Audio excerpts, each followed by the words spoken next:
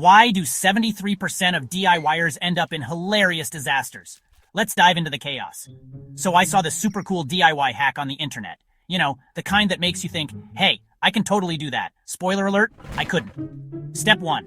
Gather supplies. Easy, right? Wrong. I had everything except the one crucial item. But did that stop me? Nope, I improvised. Big mistake.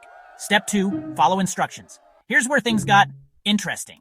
The instructions were like a treasure map written by a pirate with a sense of humor. Attach part A to part B using widget X. What in the world is a widget X? I skipped to step 3. Wing it. Pro tip. Never wing it. Trust me. Halfway through, I realized the glue was more on me than the project. My hands looked like I'd lost a fight with a sticky octopus. And the project, let's just say it had an avant-garde look. By the end, I had a masterpiece that Picasso would envy, if Picasso was into abstract disasters. And to top it all off, my cat decided it was the perfect time to help. Spoiler, cat hair and glue do not mix. So remember, friends, DIY may stand for do it yourself, but sometimes it just stands for don't involve yourself. Thanks for watching my epic DIY fail. Like and subscribe for more hilarious disasters. See you in the next catastrophe.